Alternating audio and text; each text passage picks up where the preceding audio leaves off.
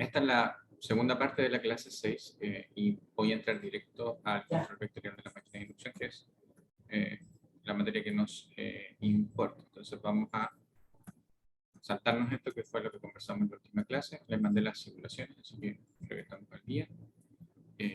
Las preliminares también los vimos. Acá están los videos en los que está esto explicado por más tiempo. Y vamos a ir directamente al control vectorial de la máquina de inducción.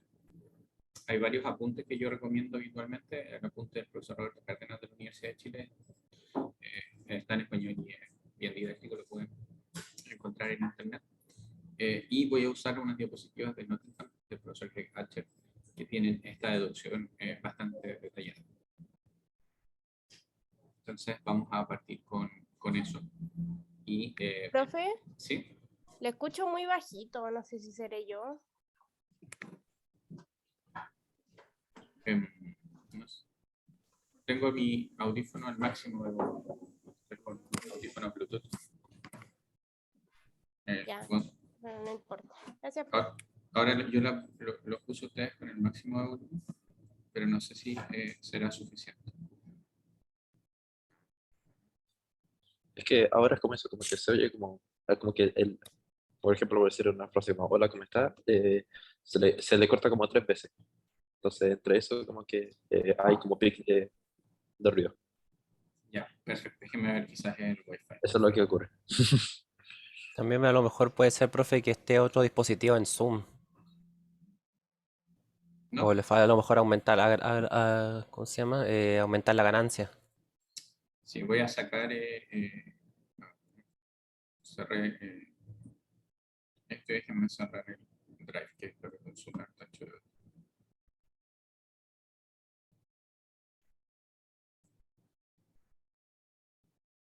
Y estoy conectado a la red del.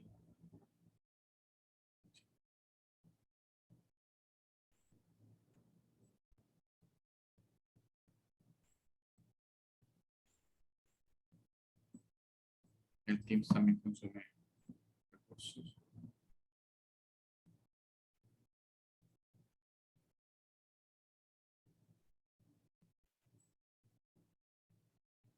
No tengo nada más andando. Ahora debiera andar mejor o no. Sí, profe, se escucha bastante. Sí, sí, la verdad es que sí. Ya, perfecto. Tiene que haber sido el ancho alto. Si ven que se escucha mal, me avisen y apago la cámara y quedamos solo con audio. Ya, profe.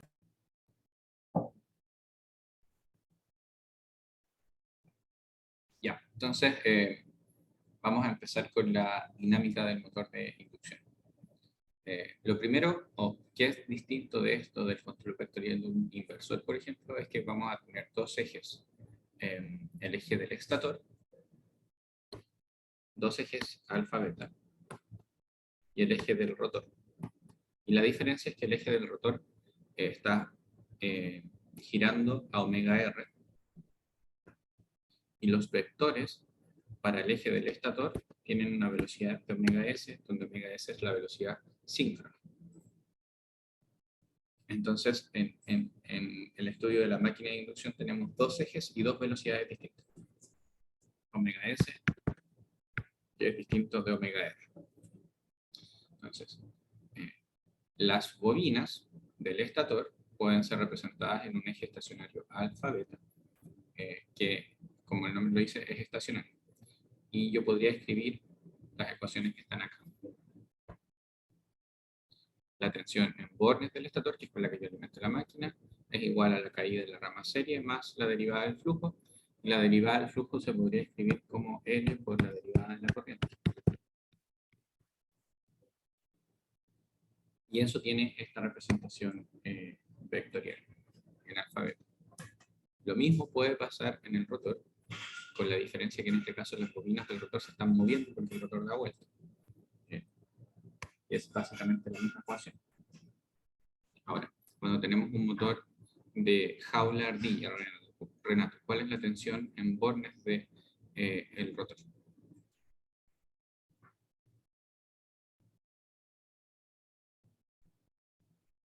¿Me escuchó Renato, no? Sí, profe, estoy como pensando. En los bornes del. ¿No sería lo de la red? Claro, pero estoy hablando del rotor. Si Ah, del usted rotor.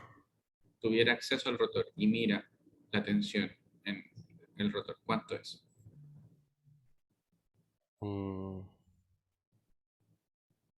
Sería lo que está ahí, ¿cierto? El voltaje, o sea, sería el voltaje que, claro, sería lo de la red menos las caídas en resistencia y en los flujos, ¿no? Claro, sí, pero le pregunté por una máquina jaula ardilla. Jaula de ardilla, la jaula de ardilla. Pero la jaula de ardilla no, que el rotor no tiene bobinado. ¿O estoy equivocado quizás?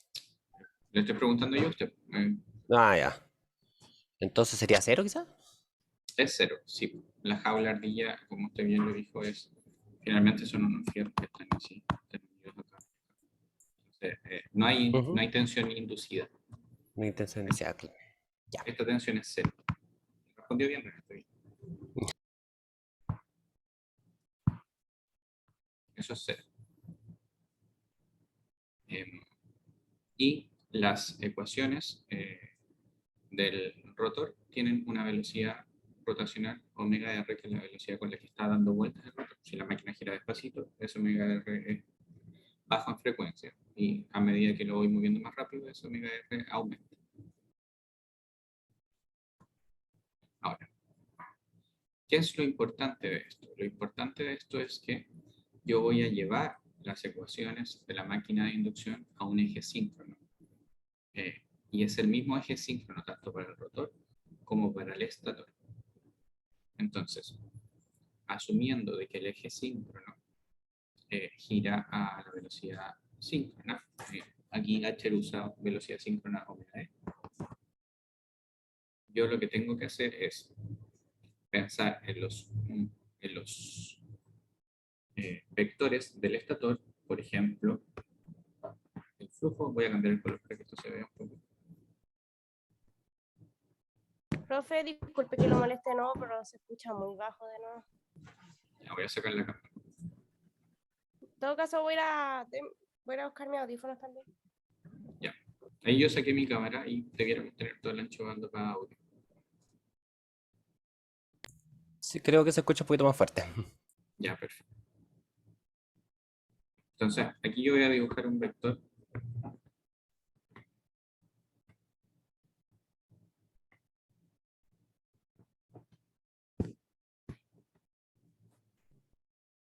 Va, algo le pasó al PowerPoint, ¿no? Parece que estamos.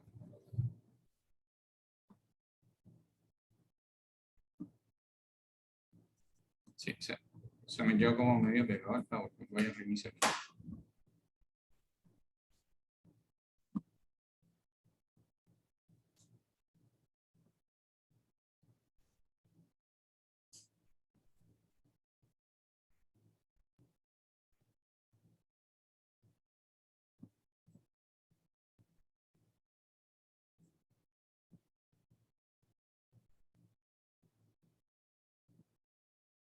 Ah, cerré.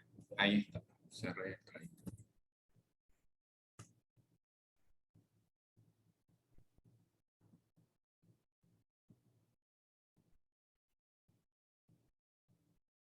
Ese es el problema. Tengo la diapositiva.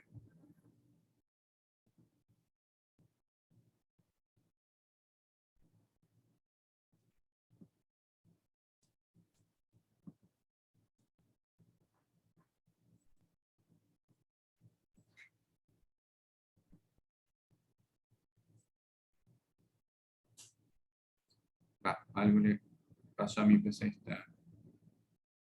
Ahí muestra. Cerrar.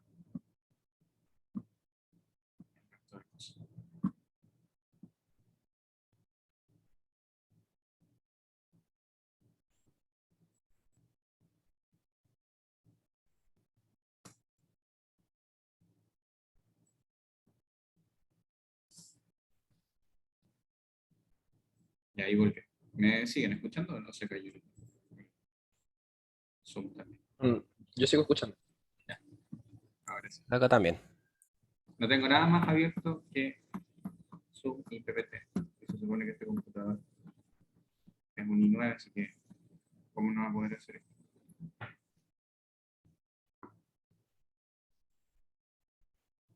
Entonces, lo que yo quería era mostrarles una cosa muy pequeña. Que la gracia de irse a DQ es que yo voy a tener todas las ecuaciones expresadas en un mismo eje de referencia, lo que no pasa cuando yo analizo la máquina de inducción en estado estacionario, que no sé si lo hacían en conversión o no, pero tenían que referir del estator al rotor y cosas de ese estilo, y es principalmente porque son velocidades distintas a las que están expresadas los vectores.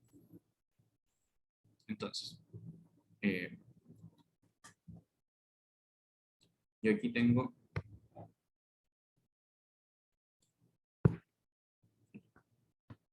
un vector. Ese vector, si por ejemplo yo dibujo aquí el vector de la corriente en el estator, ¿a qué velocidad gira? A la del estator. Sí, a la velocidad síncrona, a omega e. Entonces, esto va a estar girando a omega. Pero si yo en cambio dibujo el vector por aquí de corriente rotor, ¿a qué velocidad gira ese corriente rotor?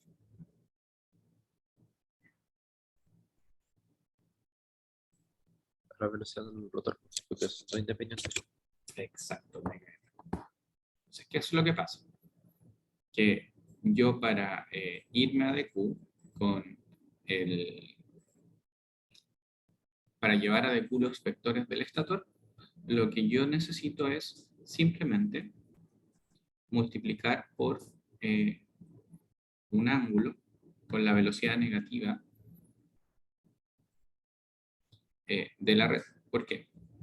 La definición de un vector en alfa beta se puede efectuar como está acá, donde lambda es el ángulo. Entonces vamos a borrar acá para que esto quede un poquito más sencillo.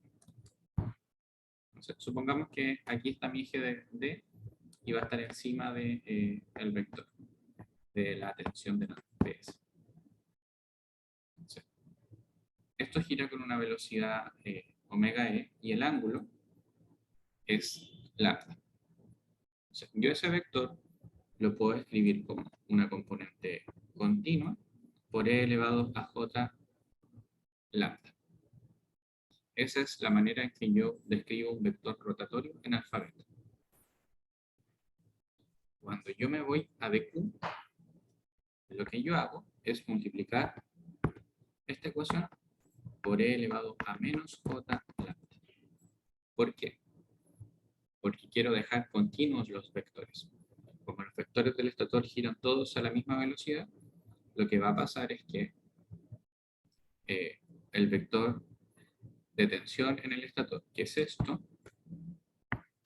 si eso yo lo multiplico por e elevado a menos j lambda, ¿qué quiero? Sería solo el módulo en TQ. Queda por e elevado a j0, ¿no? Exacto. Entonces queda una parte real y una parte imaginaria, la componente directa y la componente en cuadratura. Entonces, básicamente el ir a de Q es eso, es multiplicar a la ecuación vectorial, que es alterna, por un vector conveniente que me la deje continua. Eso es irse a de Q. Ahora, ¿cuál es la única trampa que hay acá? Es que este vector aquí está derivado. Entonces, no es llegar y llevarlo a de Q. Y ahí, si han visto los videos de control vectorial, hago la demostración de la regla de la cadena, en la que se explican por qué aparecen estos términos cruzados, que sería este. No sé si alguien ha tenido tiempo de revisar eso. Sí, profe, yo lo vi. Ya, ¿se entiende? Y el oyente también lo revisamos. Claro. Pero básicamente es eso. Entonces, yo llevo el estator primero de Q, multiplicando por e elevado a menos j lambda, y después llevo el rotor a de Q, multiplicando esta vez por e elevado a menos j, ¿cómo define el deslizamiento h? Ya, como omega s. ¿Por qué? Porque el vector del rotor gira a la velocidad del estator menos la velocidad del rotor, porque el rotor se está moviendo. Entonces, esto de aquí se define como deslizamiento omega S. Entonces, si esto yo lo multiplico por E elevado a menos omega SL, lo convierto en continuo. Y la gracia de convertirlo en continuo es que me quedan estas ecuaciones del rotor y estas ecuaciones del estator en dq y son continuas. Y esas ecuaciones, como vamos a ver más adelante, se parecen un montón en la máquina de corriente continua. No sé si tienen alguna duda o consulta.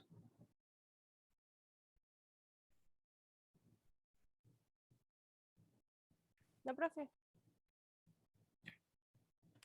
Ahora, ¿cuál es el problema? El problema hasta aquí es que las ecuaciones están expresadas, hoy convengamos que ya son continuas, y que están, a pesar de estar rotando a velocidades distintas, las dos las logramos llevar a un eje común, pero están en función de los flujos. Entonces, lo que se hace habitualmente es tratar de expresarla en función de tensión y corriente.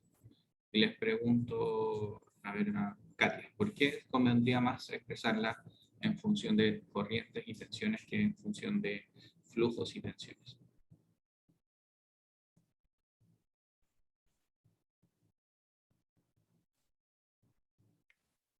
Em, ¿Por qué aquí me convendría mejor esto, escribirlo como una corriente y superar? para facilitar el trabajo matemático.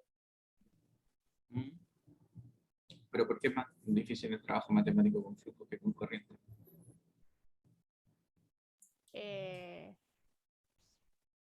O sea, porque la corriente es como un valor, ¿o no? Y el flujo es más...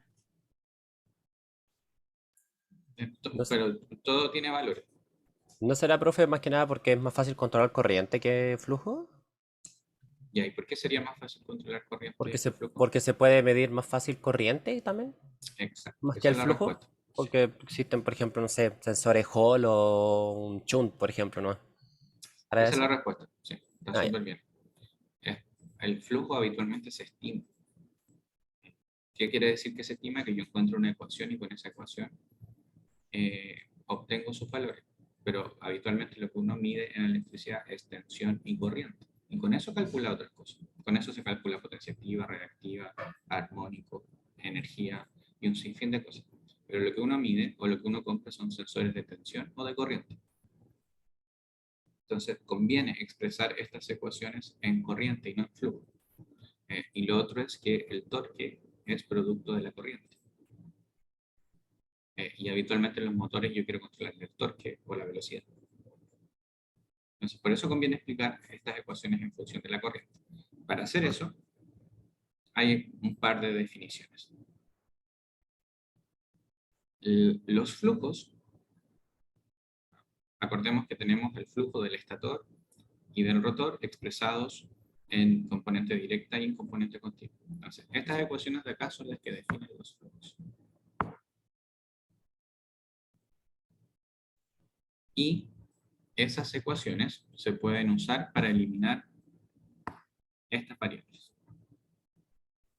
Ahora, ¿por qué queremos eliminar esas variables? ¿A alguien se le ocurre? ¿Por qué estamos expresando los flujos en función de corrientes e inductancias? Pero de alguna manera aquí Greg Archer dice que se pueden usar para eliminar las corrientes del rotor y los flujos del estator.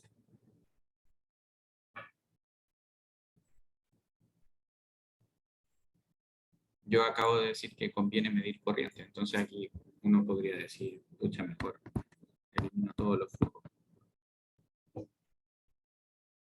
Profe, ¿no es porque después hay que orientarse sobre el flujo del rotor? Esa es la respuesta, Katy, sí. ¿Cómo se llama esta técnica de control? FOC. ¿Qué significa eso en español? Am, Field control Oriented. orientado en el campo. Sí. Campo y flujo es lo mismo.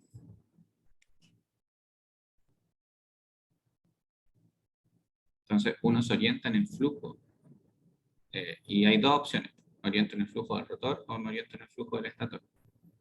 Y conviene orientarse en el flujo del rotor, vamos a ver por qué. Sí. Otro de los problemas que hay acá es que, fíjense, yo tengo dos ecuaciones, pero tengo una incógnita, dos incógnitas, tres incógnitas, cuatro incógnitas. Entonces tengo más incógnitas que ecuaciones. Y si me devuelvo, aquí tengo una incógnita, dos incógnitas, tres incógnitas y cuatro incógnitas. Nuevamente tengo dos ecuaciones y cuatro incógnitas. Gonzalo, ¿por qué la tensión del estator no es incógnita?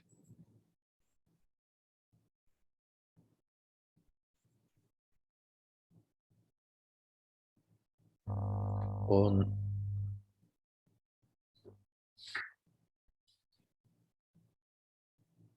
no sabría, profe. Cuando ustedes estudiaron, pasaron control los tres, ¿no es cierto? Control, sí. Profe. Cuando uno tiene un sistema de control, a lazo cerrado tiene una variable manipulada y una variable a controlar.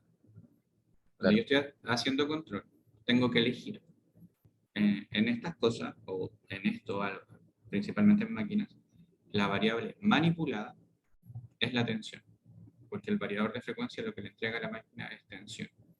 Y las variables a controlar son mis incógnitas, que podrían ser corrientes o flujos. Es por eso que yo la tensión no la estoy considerando como una incógnita. Lo que estoy considerando como incógnita es la corriente y el flujo. ¿Se entiende? Entonces sería como mi vector de entrada para el sistema. Claro. Déjenme ver si tengo espacio para dibujar en algún lado. Aquí hay un poquito más de espacio. Entonces, finalmente yo voy a tener aquí un controlador, aquí una planta. Entonces aquí voy a tener mi referencia. Y aquí va a estar mi variable a controlar, que en este caso es corriente. Entonces, el controlador va a generar, supongamos que acá está el controlador y el actuador, va a poner una variable a manipular. Y la variable a manipular habitualmente en estas cosas es tensión. Entonces, yo puedo controlar corriente o puedo controlar flujo, porque son mis incógnitas, son las variables a controlar. Y las controlo manipulando la tensión. Es por eso que aquí lo que yo estoy diciendo es que, bueno, puedo controlar corriente y flujo, tengo cuatro incógnitas y solo dos ecuaciones, y aquí lo mismo, tengo cuatro incógnitas y solo dos ecuaciones. Y finalmente esta cosa funciona tan bien que yo solo con estas dos variables a manipular, que son las del estator, controlo las variables del estator y las variables del rotor. Vamos a ver cómo. ¿Se entiende? Sí, profe. Ya. Ahora, convengamos que tenemos cuatro ecuaciones y ocho incógnitas. Cuatro corrientes y cuatro flujos. ¿Estamos de acuerdo? Sí, profe. Entonces, ¿qué es lo que hago? Uso las ecuaciones de los flujos para eliminar cuatro variables, porque tengo cuatro ecuaciones. Entonces, tengo cuatro ecuaciones. Con cuatro ecuaciones puedo controlar cuántas variables. ¿4? Exacto, cuatro variables. Pero en el sistema actual yo tengo cuatro ecuaciones y ocho variables. Entonces, lo que estoy tratando de hacer simplemente es representar estas cuatro variables en función de las otras cuatro, para que me queden cuatro ecuaciones y cuatro variables a controlar. Y si ustedes se fijan acá, yo puedo representar el flujo del estator en función de la corriente del estator y la corriente del rotor. Quiere decir que podría prescindir del flujo del estator. Y si yo despejo de acá el flujo del rotor y la corriente del estator, podría prescindir de la corriente del rotor. Entonces, estas ecuaciones se usan, como bien dice Greg Hatcher aquí, para eliminar el flujo del estator y la corriente del rotor. ¿Por qué se toma esa elección? Bueno, es simple. Es porque el control se tiene que orientar en algún lado y conviene orientarlo en el rotor. Entonces elijo el flujo del rotor. Y porque yo puedo medir la corriente del estator. Más no, o en realidad podría, pero ¿cómo le pongo un sensor de corriente a un rotor que está dando vuelta? Entonces conviene medir la corriente del estator porque es más fácil. Y estimar el flujo del rotor. Y de esa manera prescindo de estas 4 variables. Ahora, si uno entonces despeja las ecuaciones que obtuvimos acá para el rotor y para el estator, en función de eliminar las variables de corriente del rotor y de flujo del estator y reemplaza, se obtienen estas ecuaciones de acá. Para el estator,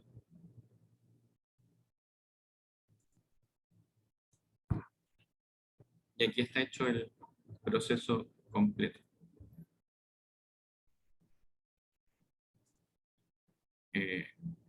El flujo del estator yo lo dejo expresado en función de corriente del estator y del flujo del rotor. Y la corriente del rotor, que tampoco la quiero usar, lo dejo expresado nuevamente en función del flujo rotor y corriente estator.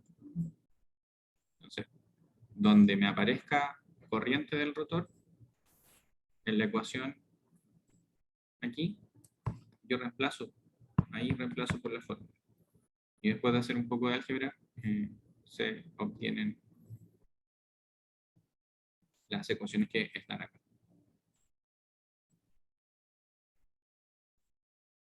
Entonces, finalmente, las ecuaciones del rotor quedan como esto,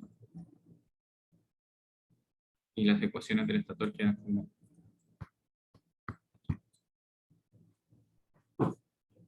y aquí no hay nada más que reemplazo algebraico para eliminar todo lo que dijera anteriormente flujo del estator o corriente del rotor.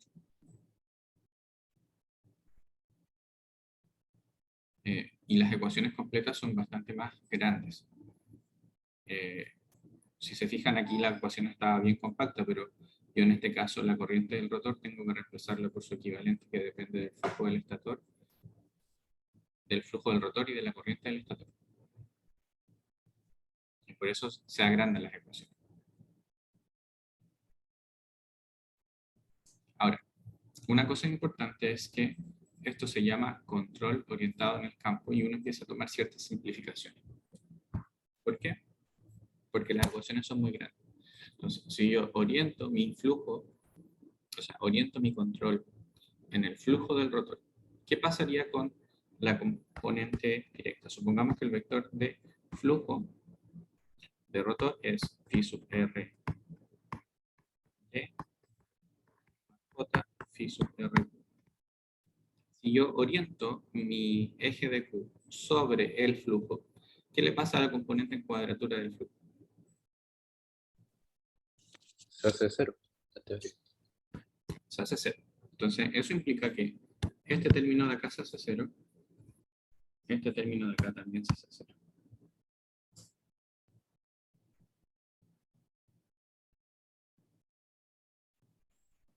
Y si me voy a la ecuación del rotor, este término de acá se hace 0 y este término de acá se hace 0.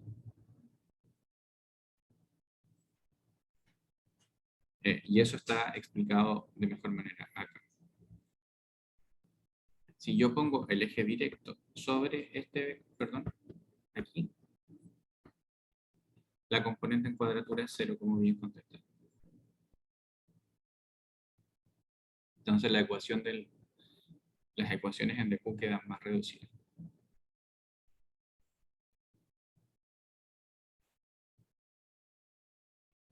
Entonces todos los términos que tengan multiplicado por el flujo en componente cuadratura se van a 0. Y pasa lo mismo en el rotor. También se simplifica la ecuación del rotor.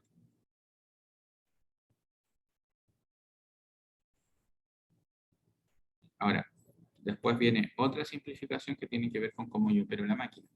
Y habitualmente la máquina se magnetiza y se opera a flujo constante. ¿Qué quiere decir flujo constante? El phi RD es constante. ¿Qué pasa si yo derivo una constante? También se hace cero. Claro, entonces los términos con la derivada, ese se va a cero.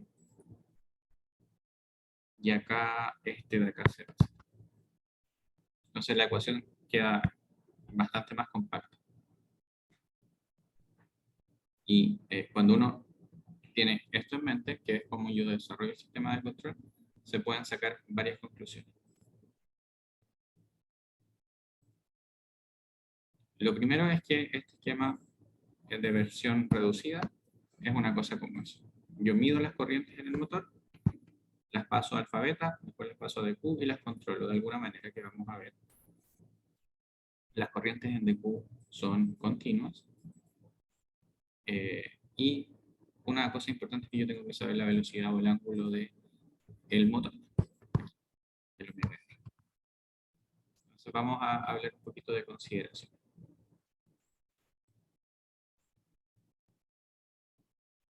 Estas son las ecuaciones.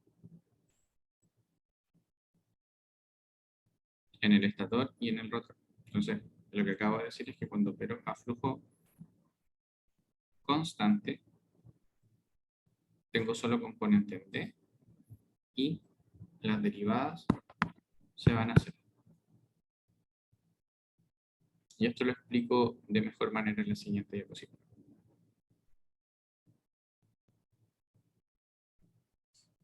Habitualmente las máquinas se operan en dos modos. Y esto opera tanto para la máquina de continua como la de alterna. Si ustedes miran esta ecuación, van a ver que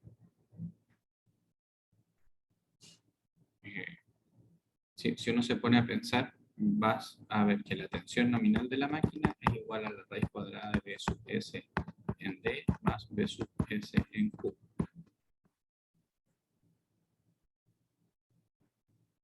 La tensión nominal de la máquina es la tensión de bornes que soporta, 220 o 380 si estoy conectando entre líneas. Cuando uno empieza a analizar las ecuaciones, se da cuenta que estos valores de aquí son bien despreciables porque la inductancia y la resistencia del motor son chicos.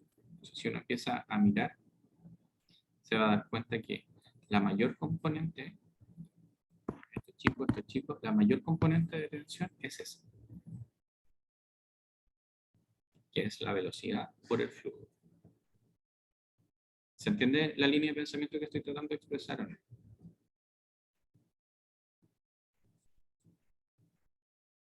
Sí, se entiende. Ya. Entonces, ¿qué va a pasar? Que la máquina tiene una velocidad nominal y tiene un flujo nominal. Entonces, la multiplicación de estas dos cosas me va a dar algo parecido a la tensión nominal. Pero las máquinas no se operan solo a su velocidad nominal. Entonces, ¿qué pasaría si yo aumento y voy más arriba de la velocidad nominal, Renato? ¿La máquina debería andar más rápido también? Claro. Pero ¿qué le pasa a la tensión si yo subo, el omega n? Si aumenta el omega n también debería aumentar. Claro. Suponga que usted tiene una máquina aquí de 220 volts. Y esos 220 volts se generan a un flujo y a 1500 RPM. Pero yo le pido que mueva la máquina a 3000 RPM. ¿Qué le pasaría a la tensión? Claro, debería aumentar también. Claro. Entonces yo aquí subo a 3000 RPM y la tensión subiría, por decir algo, 330 volts. Ujú. Es un ejercicio didáctico, no es nada matemático. Si usted enchufa una máquina de 220 a 380, ¿qué le pasa? O a 500 volts. Puede que se queme, lo más probable. Porque no está diseñada para Exacto, otro nivel de voltaje. exacto. Ese es el problema.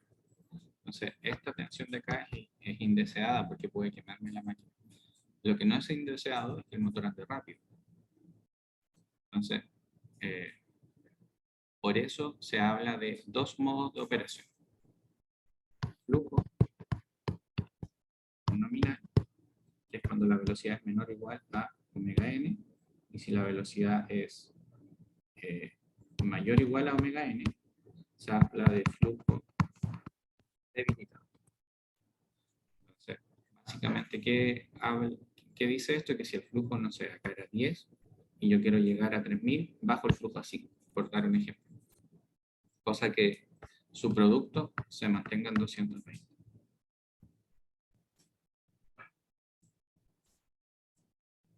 ¿Se entiende? Sí, profe. Ya, entonces, las máquinas habitualmente se operan en dos modos. El primero, que se conoce como flujo constante, y el segundo, que se conoce como flujo debilitado. Y habitualmente el flujo debilitado, yo debilito el flujo para llegar más arriba en velocidad, para que no se induzca una tensión en terminales de la máquina que pueda quemar. Básicamente es eso. Ahora, que yo funcione a flujo constante implica que phi sub RD es constante. Y phi sub RD depende de la corriente directa. Entonces, si yo controlo la corriente directa, puedo magnetizar la máquina. Básicamente es eso. Entonces, una conclusión importante es que si yo opero con flujo nominal, existe una velocidad máxima para no sobrepasar la tensión del estator máximo. Si yo quiero ir más arriba en velocidad, tengo que operar con flujo debilitado. Y la explicación que les acabo de dar es de eso. Después, otra conclusión importante es que se puede obtener una corriente magnetizante, que es la corriente directa, que es ficticia y que es igual a la corriente de campo, o es el análogo también, es de una corriente de campo de una máquina de corriente continua. Si yo miro las ecuaciones, la ecuación del rotor es esa. Si yo despejo el flujo, aquí, el flujo va a ser nada más que eso. Y si yo defino esto de acá como corriente magnetizante, que está acá, voy a tener un paralelo entre la corriente directa o la corriente de la máquina de inducción con la corriente de campo de la máquina de corriente continua. ¿Y qué habla esto? Básicamente habla que si yo pongo una corriente directa, voy a obtener un flujo. Y si el flujo es constante, piensen acá que la derivada es cero. Entonces me va a quedar que phi sub r de igual a L0 por I sub S.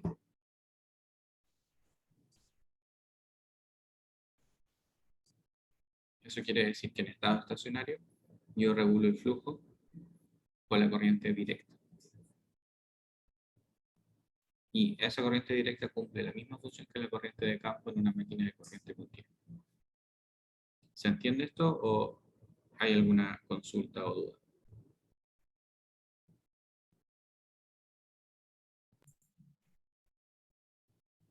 No, al menos yo lo ya. No alcancé a terminar de escuchar, parece que no entendí si le quedaba claro o no le quedaba claro. Ah, es que sí, yo al menos voy siguiendo la idea. Ya, perfecto. A ver, otra ecuación importante que se obtiene de analizar las ecuaciones en el estator es que el deslizamiento depende de las corrientes en cuadratura y la corriente directa. Ahora, acabamos de decir que el flujo no varía, o yo opero habitualmente la máquina a flujo constante. Quiere decir que la corriente en cuadratura, perdón, la corriente directa es constante. Si yo miro esta ecuación y pienso que esa es constante y quiero modificar el deslizamiento, ¿qué variable debiera variar de esa ecuación para modificar el deslizamiento?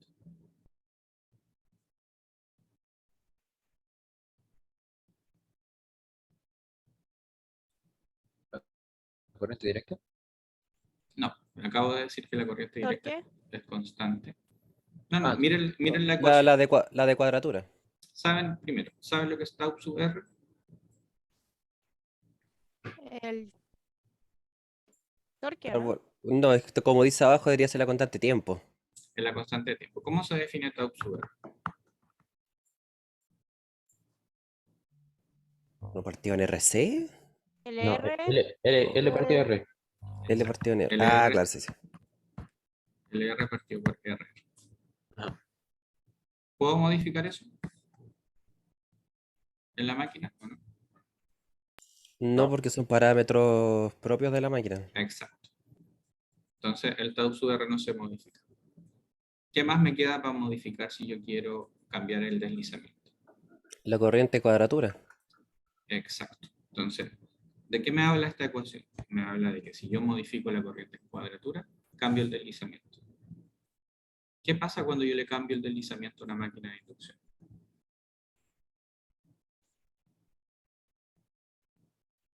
ahí sí se controla el torque, ¿no?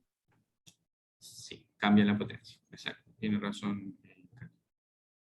Entonces, finalmente esta ecuación me habla que con el deslizamiento, o si yo modifico la corriente en cuadratura, voy a cambiar el deslizamiento. Y eso implica que finalmente voy a estar cambiando el torque de la máquina. Bueno, si yo miro la ecuación del torque habitualmente es flujo por corriente. Si yo hago un poco de álgebra, voy a encontrar que finalmente el torque sería K, que va a depender de las constantes que estoy usando, por la parte o el producto cruz entre el vector de corriente de estator con flujo de estator. Ahora, ojo que aquí está definido el flujo del estator con un asterisco y con una R. Yo no puedo producir torque con una corriente del estator y el flujo del estator que produce esa misma corriente. Entonces, el torque se va a producir, porque esto es producto cruz, se va a producir entre el vector de corriente de estator con el vector de flujo de estator, pero producido por el rotor. Entonces, por eso está esta distinción que es flujo estator-rotor, que es el flujo que enlaza el estator debido al rotor. De otra manera no puedo hacer producto cruz. Teniendo eso claro, y si yo reemplazo, me va a quedar que el torque es una constante que es fija, esto de acá es un K, por el flujo del rotor en eje directo y la corriente del estator. El flujo del rotor es constante. Entonces lo que yo voy a variar para manejar el torque y por ende la potencia de la máquina va a ser la corriente en cuadratura.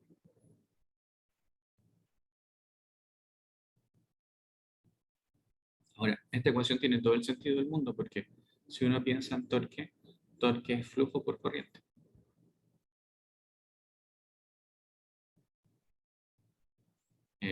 Y cuando lo expreso en dQ, finalmente encuentro que la ecuación define torque como corriente por flujo y el flujo es constante. Entonces yo modifico solo la corriente. Y la conclusión de esto es que el torque depende de la corriente en cuadratura cuando se opera a flujo de rotor constante. Que eso es habitualmente si es que yo no quiero llevar a la máquina sobre la velocidad nominal. Entonces finalmente las conclusiones son: la corriente en cuadratura maneja el torque y la corriente directa maneja el flujo. Esas son las dos conclusiones. Y además hay otra conclusión que tiene que ver con que el flujo se opera a un valor constante, siempre y cuando yo no quiera ir por sobre la velocidad nominal. Yo diría que esas son las tres cosas importantes que uno puede sacar de las ecuaciones de la máquina en el eje de. Y todo esto es igual que la teoría, o es el análogo a la teoría de la máquina de corriente continua con la máquina de corriente alterna. Ahora, ¿cómo se controla esto? Bueno, yo tengo la máquina, mido la velocidad rotacional. ¿Qué saben qué significa este P medios?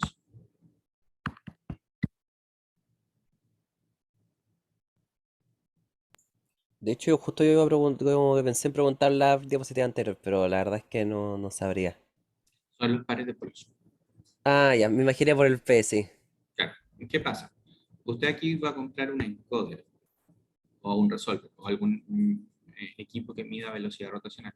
La velocidad rotacional es una variable mecánica, pero todo esto son variables eléctricas. Entonces, lo que uno hace es que multiplica por P medios es el número de polos partido por, que sería lo mismo que el P fuera pares de polos.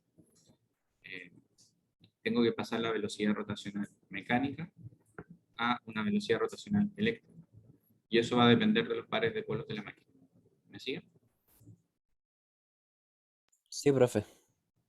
Entonces, yo mido la velocidad omega r y le sumo omega sl. ¿Por qué? Porque yo quiero calcular el omega e, que es lo que ocupo para irme a dq.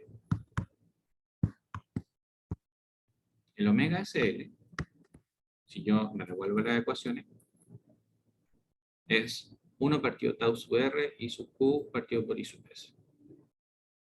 Entonces esto yo lo calculo. I sub sq, tau sub r,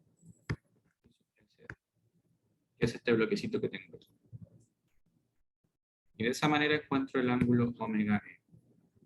Ese ángulo omega e está acá. Entonces yo mido las corrientes aquí, las paso de 3 a 2, o sea, de ABC a alfa beta, y las llevo de Q. Están acá de Q, y las comparo con una referencia. Esa referencia se obtiene de, para la velocidad, perdón, para la corriente directa es un valor, no sé, yo digo ISD 10 amperes, porque con 10 amperes yo magnetizo la máquina. Y para la corriente cuadratura, lo obtengo de un lazo de PI externo. Ese lazo de PI externo básicamente dice, bueno, la máquina es 1 partido por JS más B,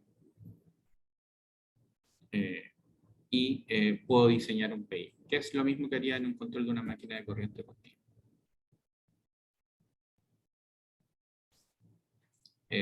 Hay bastantes más cosas en esto, porque esto es solamente considerando operación a flujo constante. Yo puedo querer operar la máquina más rápido y tengo que hacer flujo debilitado y un sinfín de cosas, pero este semestre ha sido súper irregular, entonces yo voy a quedar contento hasta acá, que es, esto es un esquema de control vectorial indirecto, sin considerar operación a flujo debilitado. Si ustedes quieren ahondar en el libro de control vectorial del profesor Roberto Cárdenas, está explicado cómo lo hago con flujo debilitado y hay hartas otras consideraciones. Pero hasta este esquema, que es el más básico de todos, es lo que vamos a ver y lo que podría entrar en la prueba. No sé si tienen dudas o consultas respecto a este esquema.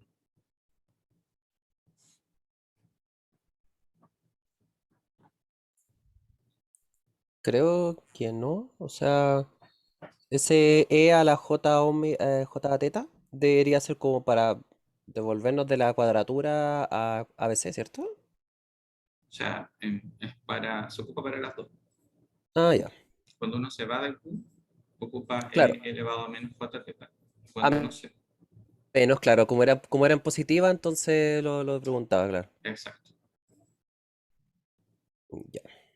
Y el PWM simplemente es para ya la parte final, ya para controlar el, exacto. el motor. Ya. Para Sí, sacar las señales de disparo. claro. Y esto en estricto rigor es lo que hace un variador de frecuencia también, ¿cierto? Efectivamente, sí. Claro. Sí, porque me sonaba por el tema de que como tenía que o cambiar la velocidad o el flujo y uno tenía que bajar, el otro tenía que aumentar.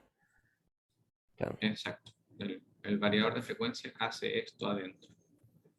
Tiene todo Ujú. programado, y uno, casi que ni lo mira, pero eh, pasa mucho que hay problemas para configurarlos o a veces la máquina no se magnetiza y todo, porque, por ejemplo, una pregunta que yo les podría hacer, yo tengo una máquina de 100 kilowatts, ¿cuánto es el ISD?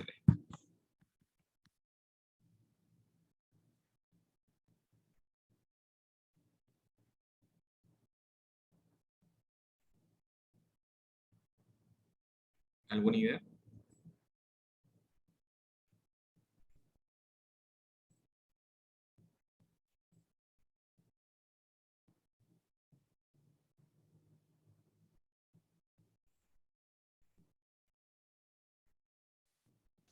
No sé cómo llegar al tiro con estos datos. Ya, pues estas son cosas prácticas. Yo creo que a veces este curso les cuesta porque se mezcla una cosa súper teórica con otra cosa súper práctica que tiene que ver con un poco de know-how eléctrico. Primero, ¿cuál es la corriente nominal de una máquina nominal, así como la que saldría de la placa, de una máquina de 100 kilowatts? Y amper, algo así. 14. 14. 14 ¿qué?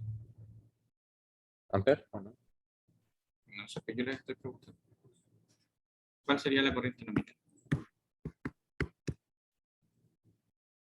Si ustedes, yo les digo, ya, tengo una máquina de 100 kilowatts, ¿cuánta corriente va a pasar por los cables? Y dígame la sección de ese cable.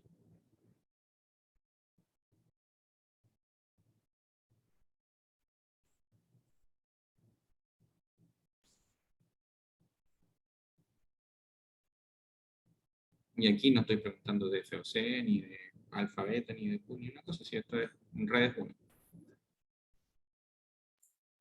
¿No deberíamos saber el voltaje también?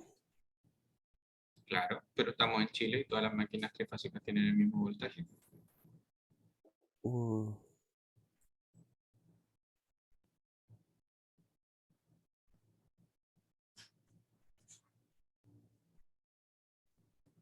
Convengamos que potencia cuánto es, P por I, ¿no?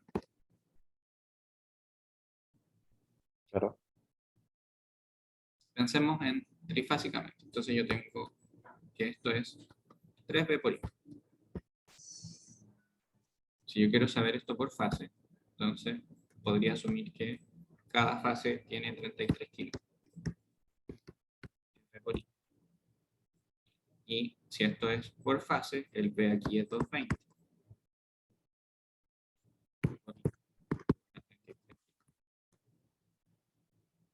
Entonces yo tendría que dividir, perdón, aquí por 220. ¿Cuánto me da eso? 150. Sí. 150 amperes. Esto es un cálculo al ojo nomás, si es como para que tengan idea de cuánta corriente va a pasar por cada fase. Son 150 amperes peak, 150 amperes RMS. RMS deberían ser. Claro, porque usé 220. Claro. ¿De qué sección tiene que ser un cable para que pasen en 150 amperes?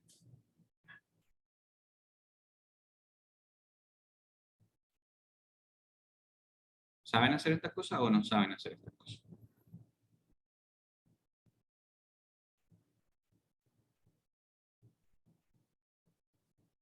La sección es que para la sección necesitamos saber como qué conductor, para el tema de la densidad de corriente que podría soportar, el largo que Pero podríamos soportar y un largo dado.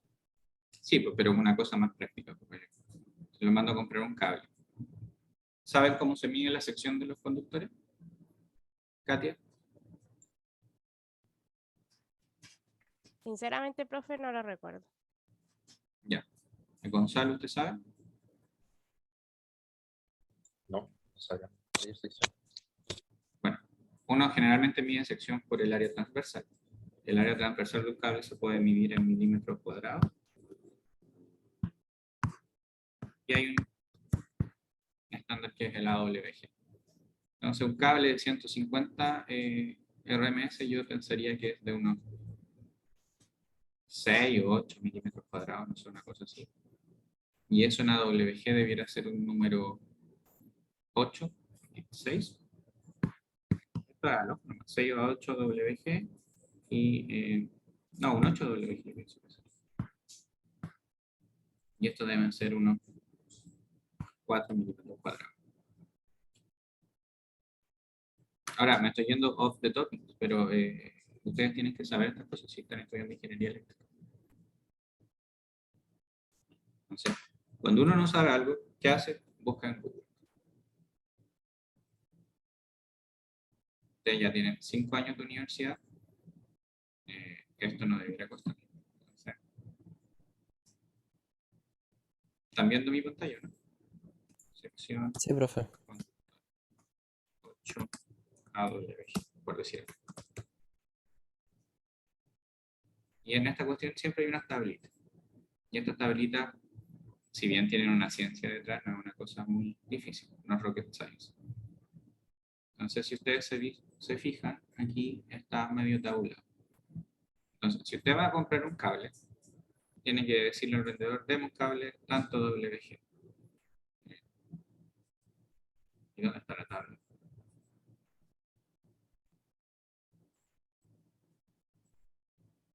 Aquí está la tabla, por ejemplo, esta. Ah, puse la misma cuestión y no me salió. Amperaje soportado, 150 amperes. A ver. Y va a depender si el cable es subterráneo, el tipo de temperatura, el tipo de cable, hay varias cosas, pero uno con esto puede tener un ojo. Ya. Anduve bien por abajo, pues yo dije 4WG, 4WG son como 100 amperes. Entonces, la medida WG parte desde un cable más delgado, tiene un número más grande. 24 WG no se soporta 1 ampere. Después va bajando. 20 WG soporta 2 amperes. Y así sucesivamente. Entonces, para este motor, que son 150 amperes, va a depender de cómo uno lo conecte y qué tipo de cable esté usando y las temperaturas y cosas así, pero ya sabemos que anda por acá. Por ejemplo, 1 WG son 145 amperes. Quizá ese sería mi cable. Y hay una analogía entre AWG y milímetros cuadrados. Por ejemplo, un cable 8 AWG tiene como 8 milímetros cuadrados. Un cable 10 AWG tiene 5 milímetros cuadrados de sección transversal. Entonces, uno si busca estas tablas puede decir ya, puede que el cable yo lo necesite en AWG o en milímetros cuadrados, y va a depender de cómo me lo estén vendiendo en realidad. Y hay tablitas que son harto más completas que las otras, que tienen como el número de la WG. Si ustedes se fijan, por ejemplo, un cable 24 WG bien chiquitito en sección. Tiene 0.2 milímetros cuadrados. Y para que se hagan una idea, el cable que ponen en su casa de 1,5 es como un 14 aquí, 16, un 14, anda por ahí. Y el de la cocina, que es de 2,5, debe ser un 12. Una cosa de ese estilo.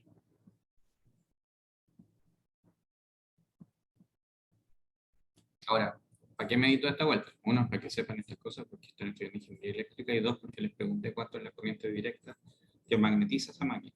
Entonces, ustedes ya saben que la corriente nominal es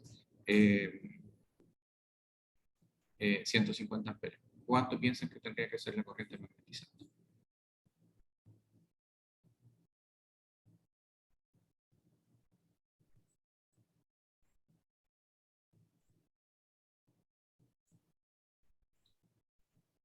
¿225? ¿Por el 3 medio? No. Ahora, ojo, tienen que siempre pensar que ustedes van a comprar los cables o van a hacer la instalación o poner las protecciones para la corriente en ABC. Estas cosas en DQ y en alfabeta son abstracciones que usamos para poder entender el principio físico que hay detrás. Entonces, la corriente nominal de su máquina va a ser 150 amperes. Y eso va a decir que ustedes van a tener una corriente directa al cuadrado más una corriente de cuadratura al cuadrado es igual a 150. ¿Qué quiere decir eso? Que la corriente directa, lo único que yo sé acá es que es más chica que 150. ¿Me siguen la línea de pensamiento o no?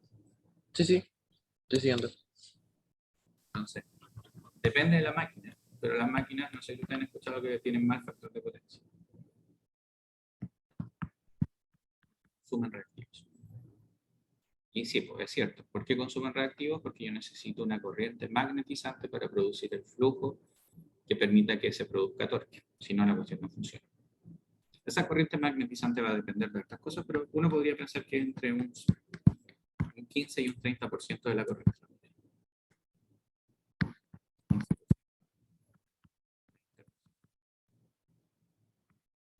¿Qué quiere decir eso? Que si la máquina es de 150 amperes, suponiendo el mejor de los casos que es 15%, tengo el 15% de 150 es 27,5. ¿No?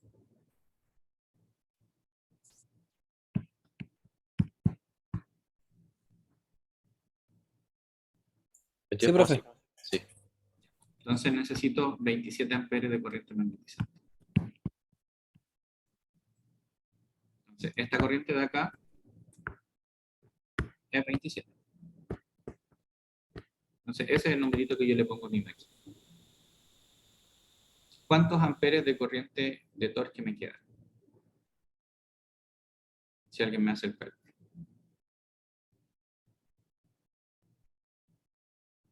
La corriente de torque máxima que va a tener esa máquina va a ser I sub SQ es igual a... En los 150 menos 27, que serían unos No, pero 123. no puedo llegar y restar.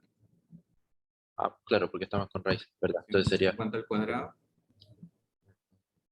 menos 27 al cuadrado bajo raíz. ¿No?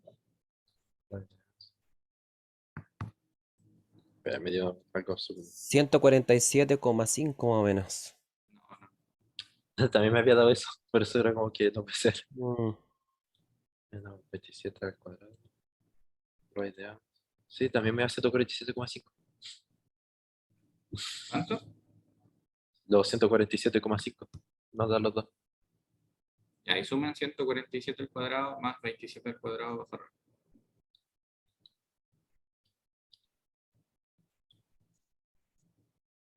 Sumando ambos dan como 22.330, que es menor a 22.500, que sería el 150 al cuadrado. Ah, ya está bien.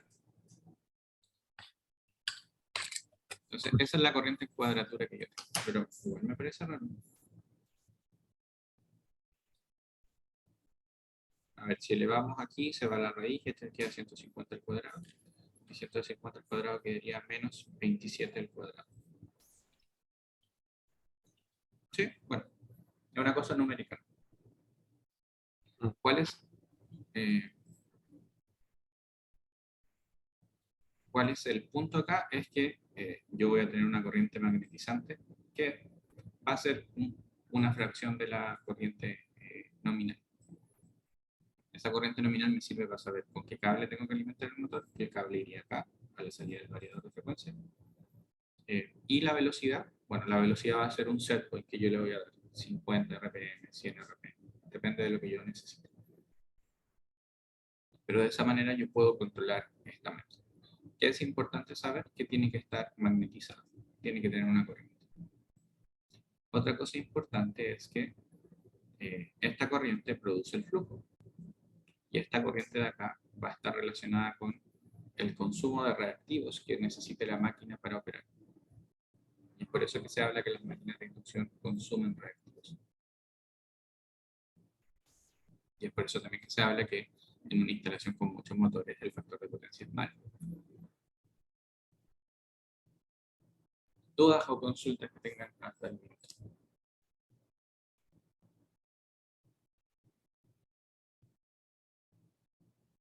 No, profe, por mi parte nada. Entonces, después de esto, les puedo mostrar bien la simulación de esta cosa funciona. Entonces, nos vamos a la carpeta del curso. Esto lo hice el semestre pasado, así que tiene que estar por aquí. Ahí está.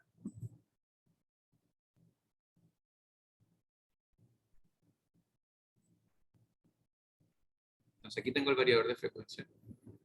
Creo que esto se los mostré la otra vez, pero creo que no podrían, no lo pueden manejar de la misma manera.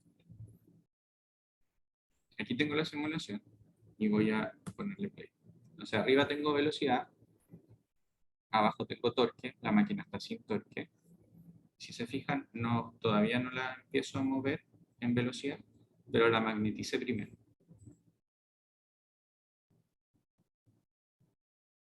Y después que le doy una referencia de velocidad y le doy un escalón de torque también, la máquina empieza a consumir potencia. Está la corriente negativa, porque necesita energía para moverse, porque tiene peso.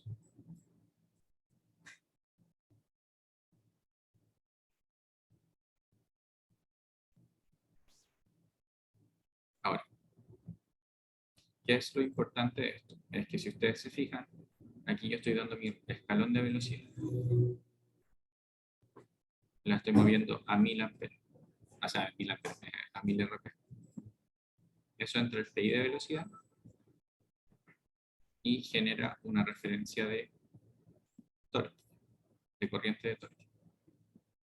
Esto entra acá y la referencia de corrientes se compara con las corrientes en DQ, se ponen las compensaciones, que son estos términos cruzados que aparecen en las ecuaciones, y se genera una referencia de tensión. Esa referencia de tensión se va al modulador y finalmente se devuelve de Q a BC, y aquí lo que tengo es implementado el PWM. Y del PWM me da el pulso de disparo para el inversor. ¿Qué cosa es importante de esto? Es que si, por ejemplo, yo le diera una corriente magnetizante de 0, esta cuestión no va a funcionar porque la máquina no está magnetizada. Entonces, ahora hice la misma prueba, pero la corriente magnetizante es 0.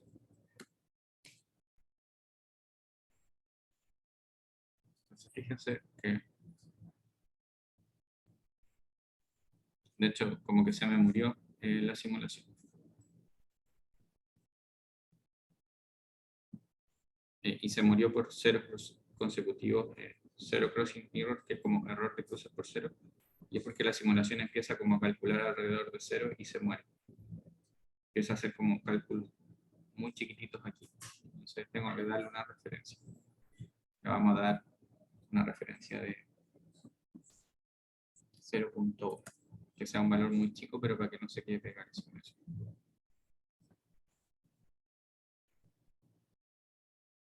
Ahí tengo un poquito de corriente magnetizante. Y se fijan que la corriente de torque se queda pegada mucho rato. Y como que no puedo controlar bien mi velocidad. Entonces como que se me empieza a morir la simulación. Pero voy a ponerle más corriente magnetizante. A ver si la logro salvar. Vamos a correr de nuevo la simulación. 0.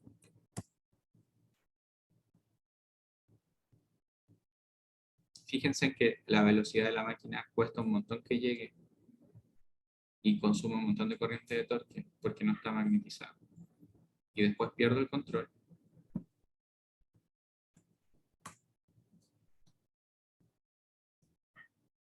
Ya, tengo que cambiar el solver. Estas cosas cuando uno simula en Flex pasan.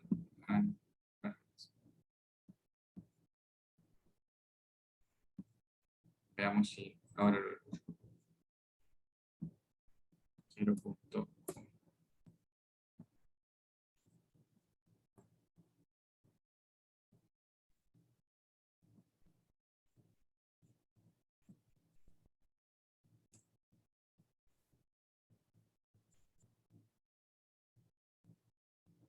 Ya, ahí se empieza, no llega la referencia porque no tengo la corriente suficiente. Ahí la magneticé.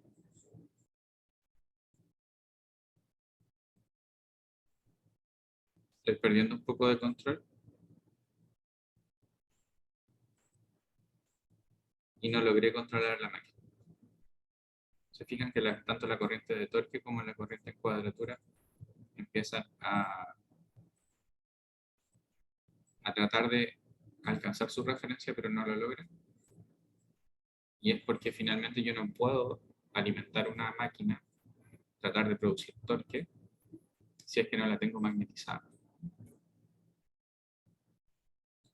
Entonces esto funcionaría si es que mi torque de carga empieza después.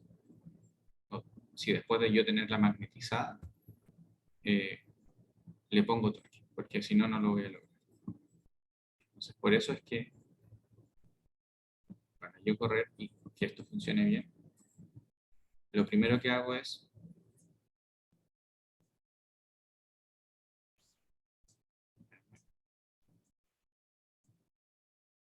magnetizo la máquina, por eso hago este escalón aquí. Después de que la tengo magnetizada y está controlada la magnetización, le pido torque y le pido velocidad y ya no tengo ningún problema. Yo podría cambiar acá la velocidad a 1500, por ejemplo. Ahora la máquina ya está controlada, entonces voy a llegar a la velocidad. Podría pedirle a la máquina que ande para el otro lado. Menos 1500. Se va a demorar un poquito porque tiene torque. ¿Y se fijan que aquí la corriente se ve súper bonita? Mira. Es porque cambió de giro. Pasó por cero.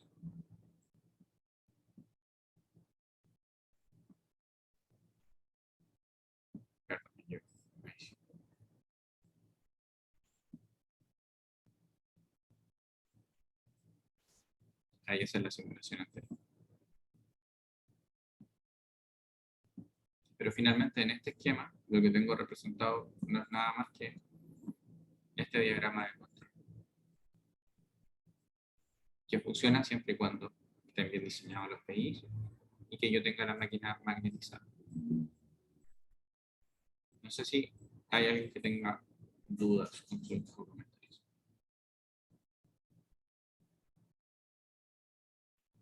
No, al menos yo, profe, no, pero ¿cómo se llama? La simulación como que sirvió para entender bien el tema de el tema de la magnetización y los cambios que pueda tener entre medio. Exacto. Yo habitualmente trato de intencionar que ustedes estudien simulando, porque es la mejor manera de aprender estas cosas que son complejas, que yo me podría quedar solo en la teoría, que es compleja y tiene una parte aritmética importante. Si ustedes miran la guía de ejercicios que les mandé, de repente como que uno encuentra poco amigables las preguntas, pero son nada más que demostraciones aritméticas y deducciones de las ecuaciones. Pero esas ecuaciones se vuelven amigables cuando uno ya las entiende, porque finalmente no es nada más que un par de reglas de tres y entender cómo construir el esquema.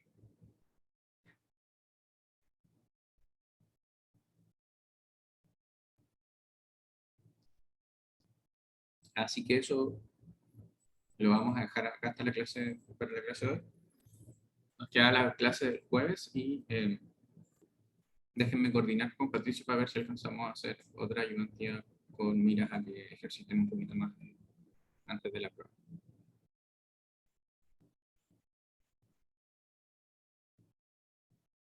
Vale, profe. Ya, profe. Ya, profe. Bueno, entonces voy a conversar ahora con Patricio y les confirmo si el jueves hay ayudantía. Y estaríamos en contacto. Pues la clase de hoy día la voy a subir ahora en un ratito más y creo que me queda pendiente el video de la clase anterior, así que me voy a poner al día con eso. Cualquier cosa me escriben y estamos en contacto. Ya, Ya, profe. profe, que esté bien. Que Nos esté bien, vemos. nos vemos. Nos vemos. Profe, Chao, chao. Chao, perfecto. chao.